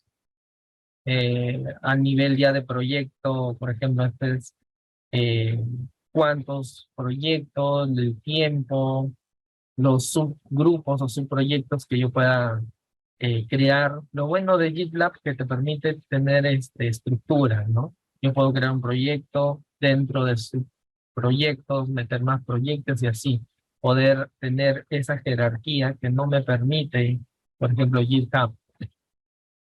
A nivel de GitLab ya tenemos, entrando ahí en el detalle de un proyecto, pues tenemos por un lado la lista de commits que nos dan, tenemos los, las ramas con las que estamos trabajando, eh, perdón, el peso total del código fuente, ¿no? Y este es un punto importante, porque los CodeSmell también nos dicen, ¿no? CodeSmell, arquitectura limpia, código limpio, seguramente se van a topar con proyectos que tengan esta cantidad, ¿no? De 34 megabytes. Entonces, ¿se imaginan tener 34 megabytes de código fuente? Algo no está mal, algo no está bien, ¿no? Porque un código fuente no debería pesar, no debería superar pues tus 5 megabytes, ¿no? Entonces, esto, por ejemplo, debería entrar en tu backlog para hacer una reducción, una eliminación de los archivos innecesarios. Inclusive cuando se sube a GitLab, a tu GitLab, no debería subirse archivos innecesarios para el proceso de compilación de, de, de tu solución, ¿no? Y ya lo vamos a ver en un ratito también. ¿Qué más nos permite ver? Pues son tus ramas, ¿no? Rama de desarrollo, la máster, la integración, etcétera. Eso va a depender de qué estrategia también tengas para la rama, ¿no? ¿Qué estrategia?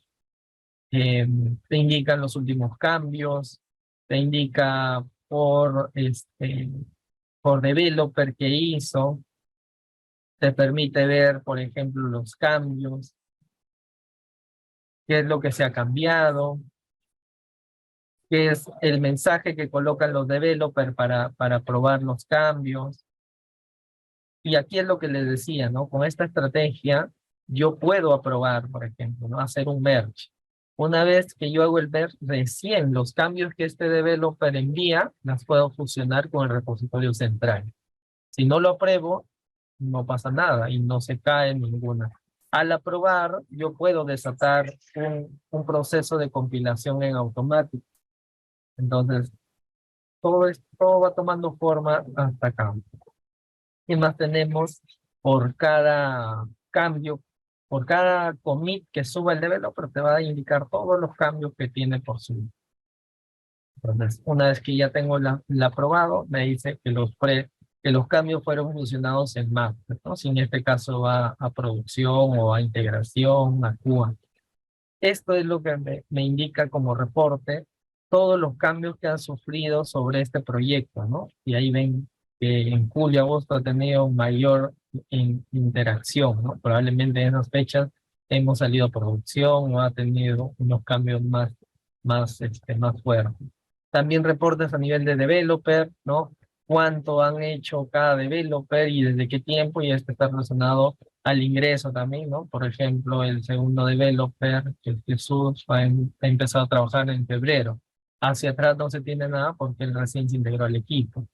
Entonces, por cada un developer podemos ver todo el histórico que ha hecho sobre el código fuente. Es una herramienta bastante potente, también es libre, este, si solo quieres utilizarlo como repositorio de código fuente, ¿no? Porque tiene, entre otras funcionalidades, la integración y despliegue continuo, pero me parece que eso sí es pagado.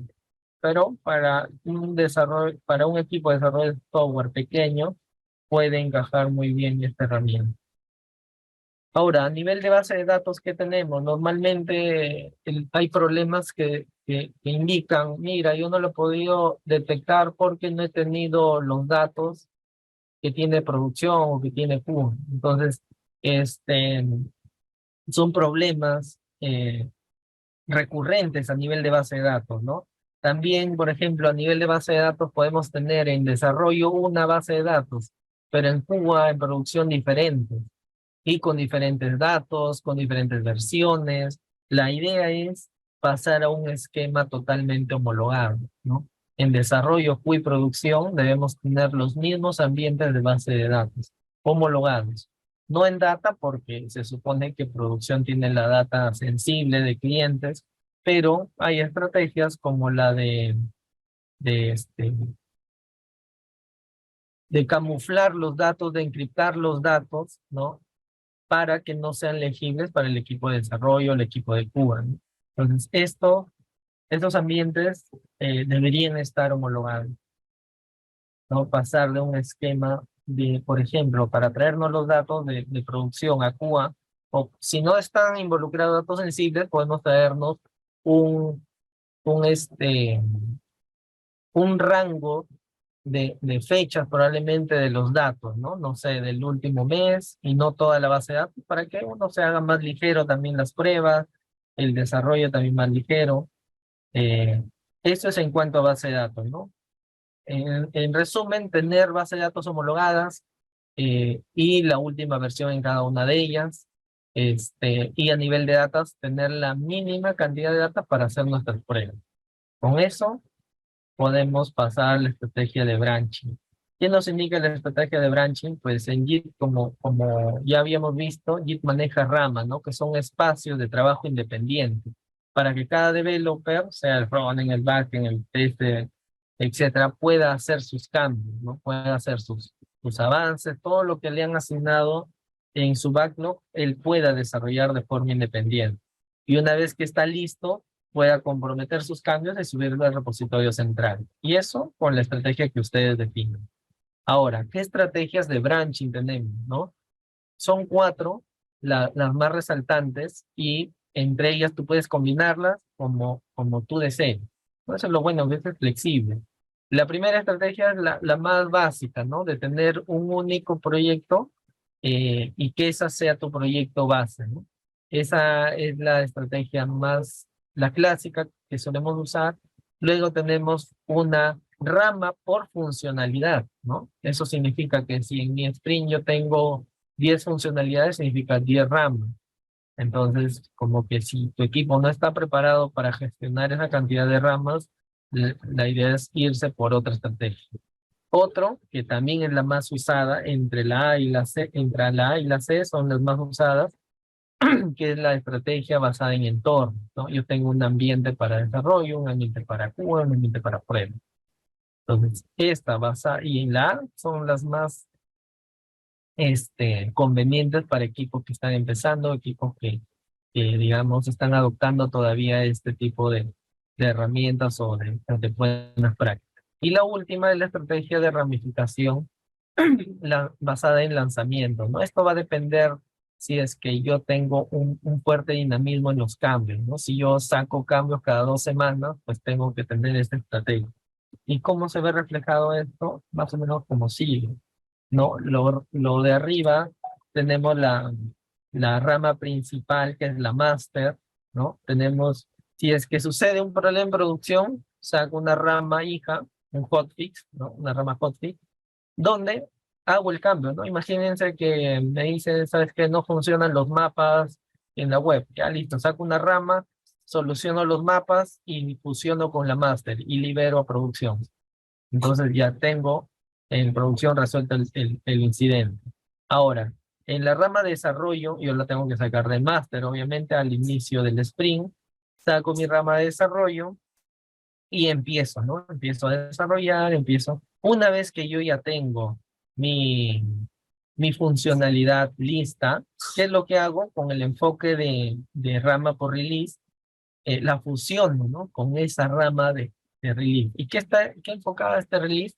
En pues decir, no sé, de aquí en 2 sprint yo voy a sacar toda la funcionalidad de delivery, por ejemplo. Ya, listo. Todos los historias de usuario relacionados a delivery se van a fusionar en esta única rama de release para delivery. Con eso, cuando yo estoy listo, puedo fusionarla con master y ya tengo en producción todo lo relacionado a delivery. Y todo lo que venga después, la voy a hacer con el mismo esquema, ¿no? Digamos que una otra rama para el tema de drive-thru, de pick-up, entonces voy a tener esa secuencia. Pero esto de qué depende, pues de tener un alto dinamismo, una alta experiencia también con el tema de la rama, porque se puede ser muy caótico tener ramas sin la gestión necesaria, ¿no? Entonces, esta es una de los procesos más claves que tenemos, ¿no? De los más básicos. Ramas por ambientes, por base de datos, rama master, la integración y el desarrollo. Entonces, son las ramas claves. Ahora entrando en los pipelines, ¿no? Pipelines, pues, qué es un pipeline? Es una serie de pasos para entregar software. Y esto pues pasa por la planificación, codificación, integración, prueba, release, deploy y operaciones, ¿no? Entonces todo esto va a pasar nuestro pipeline. Un momento, por favor. Los pipelines nos ayudan pues a definir esa serie de pasos que vamos a requerir para la entrega de software, ¿no? Pero previamente lo que hemos hecho es definir nuestra arquitectura, nuestro código limpio, de tener identificado las buenas prácticas, los codes mail, gestionar la deuda técnica, ¿no? Todo ello ya lo tenemos. Ahora listo, esto cómo lo plasmamos en nuestros pipelines, ¿no? Para la integración y despliegue continuo. Y aquí es donde ya muchos relacionamos con DevOps con esta automatización, ¿no? Pero si se dan cuenta, para llegar a esto tenemos que haber ordenado todo nuestro ciclo de desarrollo de software, ¿no? Porque va a ser bien difícil que sobre lo que tenemos pueda esto adoptarse de una forma sencilla, ¿ok? Entonces, partimos de nuestro control de código fuente, ¿no? Una vez que suben los cambios de forma automática, por eso está GitLab, desde Git tú puedes subir tu cambio, una vez que el líder técnico lo aprueba, eso se fusiona con la rama principal, con la master, o con la que tú definas como es tu rama principal de producción, y ahí empieza a desatarse, ¿no? Ahí empieza la magia. Entonces, de forma automática, se generan los compilados, se ejecutan las pruebas que tú hayas definido y de forma automática también se despliega en el entorno de desarrollo. Desarrollo, de QA, de integración, del ambiente que tú quieras, ¿no? No hablamos del ambiente de producción todavía, solo estamos hablando del ambiente de desarrollo o previa producción, llamemos.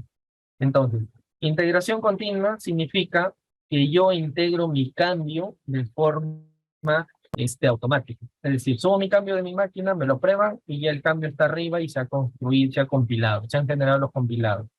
La entrega continua es de que yo llegue de forma automática al ambiente previo a producción. Y el despliegue continuo ya es que yo tenga un despliegue automático a producción. Pero para que esto se dé, pues tú tienes que tener un nivel de madurez en tu compañía para que esto suceda de forma automática con un solo clic, ¿no? Pues, de hecho, que la documentación te la pinta así, pero ahora para que logres eso, va a pasar por un proceso, ¿no? La entrega continua, a diferencia del despliegue continuo, es básicamente en que la entrega, para llegar a producción, pasa por una verificación. Así como lo hiciste aquí al inicio, de que el líder técnico lo aprueba, por acá probablemente hay un comité de pase que esté sentado esperando la aprobación de uno más para que eso se desencadene, ¿no? Eso puede ser por mensaje de texto, correo, entonces aprueban y de forma automática se desata el despliegue de producción. Eso es una entrega continua, ¿no? Y el despliegue continuo pasa desde que sube tu cambio hasta que se despliega en producción. Pues imagínense tener ese nivel de madurez, ¿no? Difícil va a ser que yo tenga mi código con un solo archivo contenido los diferentes lenguajes de programación, con las pruebas, sin pruebas inclusive, con muchos codes mail, con el código fuente que pese por más de 100 megas. Entonces, este proceso en automático va a ser difícil que se desate en segundos, en minutos, ¿no? Si es que tu código fuente no está limpio. Esas son las consideraciones, ¿no? La diferencia entre integración, entrega y despliegue continuo. Ahora, a nivel de experiencia, ¿cómo se da esto, no? Nosotros tenemos ya por aquí nuestros ambientes, desarrollo, integración, máster, hay solicitudes entre cada uno de ellas, ¿no? Y hay líderes que están gestionando estas entregas, estas aprobaciones, ¿no? Por ejemplo, en el ambiente de desarrollo tenemos un gestor de código fuente que puede ser el líder técnico, el líder del equipo de desarrollo. Ya para producción hablamos de un proceso manual que probablemente esté a cargo de un gestor de release, que probablemente sea el equipo de infra, ¿no? Entonces, esto podría ser un esquema tentativo para su despliegue continuo. Este es otro ejemplo, ¿no? Como llegamos de nuestro equipo de desarrollo, subimos nuestros cambios con la estrategia que ustedes elijan, como les decía. Tenemos nuestro servidor de automatización, que es en este caso Jenkins, quien va a tener nuestro pipeline, que va a desatar, pues, conectarse al código fuente, descargar la rama que corresponda, y esto pues genera los compilados, descargar las clases, las dependencias que se requieran para generar ese compilado y luego desplegarlo en tu ambiente. Y esto pues también lo puedes llevar a tu ambiente, por ejemplo, no sé, en una nube, AWS o Azure, ¿no? O GCP, a cualquier nube tú la puedes desplegar.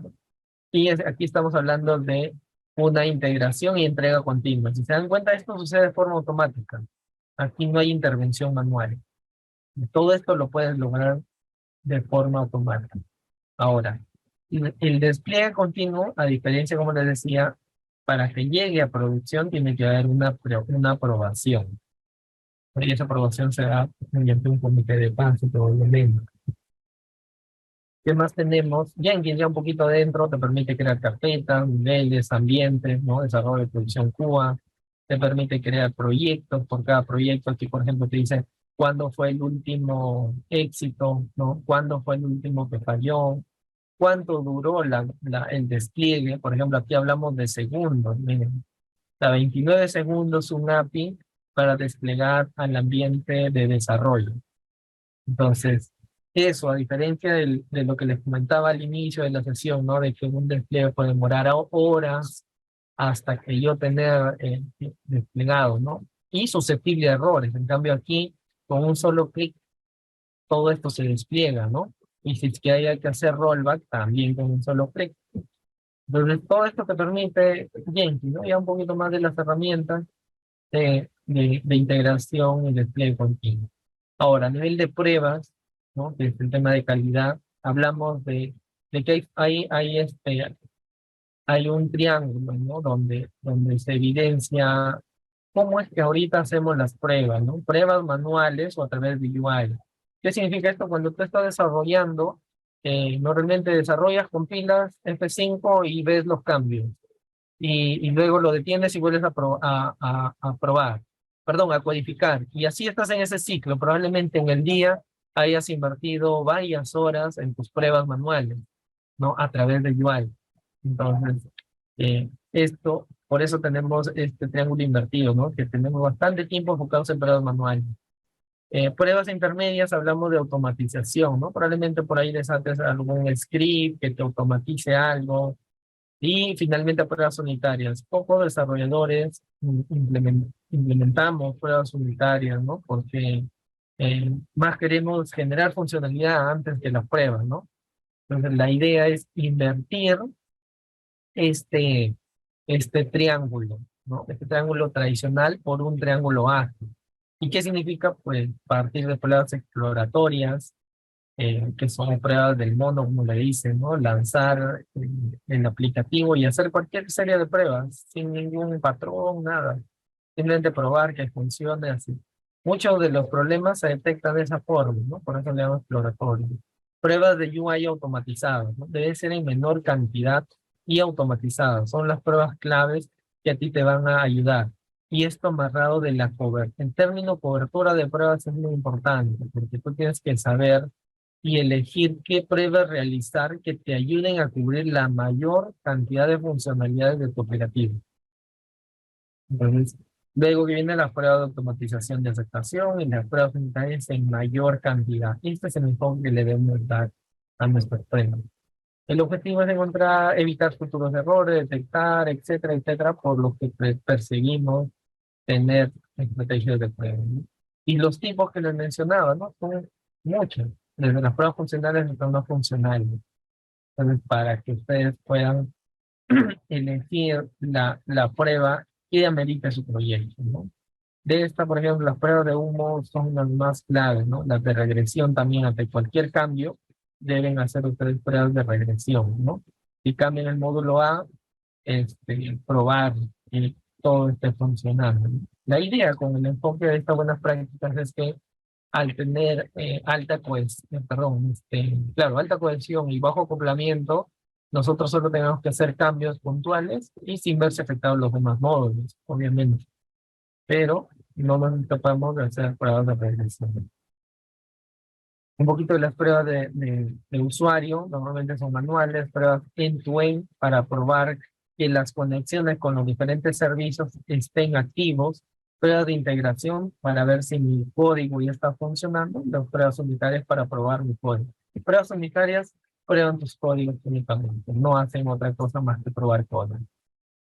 Ok, TDD, que es un enfoque de desarrollo guiado en pruebas, ¿no? TDD, nos ayuda con este enfoque, ¿sí? ¿Qué hacemos? Primero escribimos test que fallen, ¿no? Luego hacemos que los test pasen. Al hacer un test que falle, eso quiere decir que yo no tengo ni una línea de código funcionando. Cuando hago que los test pasen en el segundo paso, ya ingreso código fuente, ¿no? Y hago código que funcione y que pase esas pruebas. Y luego luego refactorizo, que este es un punto importante que hablábamos en su momento, ¿no? De las buenas prácticas. Entonces, al completar este círculo, vamos a tener cada vez menos deuda técnica y a la par nuestros test unitarios. ¿Ok? Porque tenemos test y refactorización, más funcionalidad. Este es un enfoque de desarrollo de empresa. La automatización de pruebas funcionales, que era el primer punto de nuestro triángulo, ¿no? Pruebas automatizadas de UI, que tenemos un patrón, un Selenium Design Pattern, que nos permite a través de estos modelos, Page Object Model y Page Factory Pattern, nos permite interactuar a través de scripts, ¿no? Con los navegadores. ¿Para qué? Para poder hacer pruebas automatizadas a través de Selenium WebDrive. ¿Ok? Aquí vamos a poder ver un ejemplo de cómo es que funcionan estas pruebas, ¿no? Yo ejecuto mi prueba automatizada y lo que van a ver es que accede, por ejemplo, a mi ambiente de desarrollo, trata de enlazarse al delivery, ¿no? Ingresa su dirección, luego elige probablemente los productos que él necesite. Todo esto sin intervención humana, ¿no? Todo esto lo hace Selenium WebDriver, elige, personaliza su producto y finalmente debería agregarlo a su carrito. Y esto pues me permite a mí probar. Si se dan cuenta, con esto cubro bastante las funcionalidades que tengo. Obviamente hay funcionalidades puntuales que yo voy a requerir probar, ¿no? Ya no tal vez con una prueba de UI automatizada, sino más bien una prueba funcional. Bien. Si se dan cuenta, aquí terminó mi prueba y con esto me aseguro que la funcionalidad de delivery no tiene ningún inconveniente en el ambiente de desarrollo. Y así por cada ambiente yo puedo ir definiendo mis pruebas de calidad. Es lo mismo. Ahora ya un poquito nuestra herramienta de DevOps, nuestras herramientas, para cada fase de DevOps, ¿no? Hay un conjunto de herramientas que ustedes pueden elegir.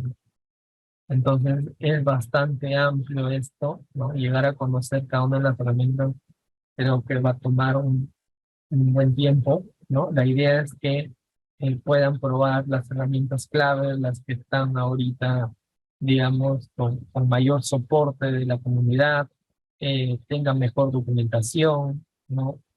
Ofrezca periodos de prueba tal vez para hacer, tengan los mejores conectores, qué sé yo. Entonces va a depender de que ustedes elijan para cada tipo para cada fase, ¿no? de su desarrollo estas herramientas, claro. Yo aquí tengo un demo, por ejemplo, no un demo, una lista de herramientas eh, por las que deberíamos empezar en algún momento, ¿no? No sé, tal vez Jira, como les decía, Trello, OneDrive, Teams, Drive, ¿no? Para construir tu Git, GitLab, Jenkins, tu Visual Studio, a nivel de pruebas como WhatsApp, tu Selenium, tu Unit.net, para desplegar también tu Jenkins, tu Nugget, para ejecutar ya con AWS, con Stackify, NLog, Analytics, Tag Manager, ¿no? Y si se pudiera, pues va a depender, como le decía, de la experiencia del equipo, de la madurez. Yo uso un archivo para hacer la, pruebas de código, ¿no? La revisión de código de forma automática con SonarQube, TestLink para desatar tus pruebas, en realidad tus pruebas, sean test unitarios, test funcionales, tu Flyaway para el versionado de base de datos, tu Gmeter para hacer tus pruebas de rendimiento, tus pruebas de estrés, JFrog Artifactory para generar tus compilados y guardar el histórico de tus compilados también, ¿no? Va a depender mucho de la necesidad que tenga el proyecto. Y aquí, para terminar un poquito del roadmap que, que se debe considerar para si queremos entrar en el mundo de DevOps, ¿no? Con DevOps entiendo. No me acuerdo. Creo que acá lo tengo, acá está. Entonces, este link, que se lo voy a compartir en un momento, nos permite saber, pues, el roadmap, ¿no? Lo que debemos eh, considerar, ¿no? En un perfil de DevOps, ¿no? Lo que está en aspa moradita es lo que recomienda, ¿no? Esta web. Y la verde es alternativa, ¿no? Por ejemplo, aprender un lenguaje de programación, ¿no? Es clave conocer por lo menos algún lenguaje de programación para entender cómo es que se generan sus compilados, ¿no? Qué herramientas se necesita para hacer las pruebas, ¿no? Para monitorear, etcétera.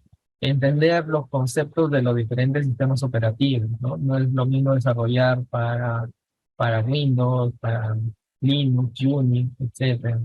Entonces, eso pues tienes que conocer visualización, file system, networking, procesos, etcétera, ¿no?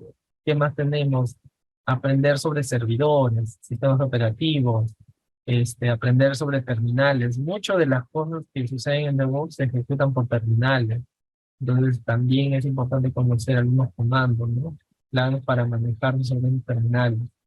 Saber de redes, seguridad, los protocolos, este, la configuración de un firewall, no sé, servidor de caché, balanceadores de carga, servidores web, claves, ¿no? IIS, Nginx, Apache, Tomcat, contenedores, infraestructura como código, eh, y así herramientas de integración continua, despliegue continuo. Tenemos a GitLab CI, Jenkins, Travis, TeamCity, Azure DevOps, ¿no?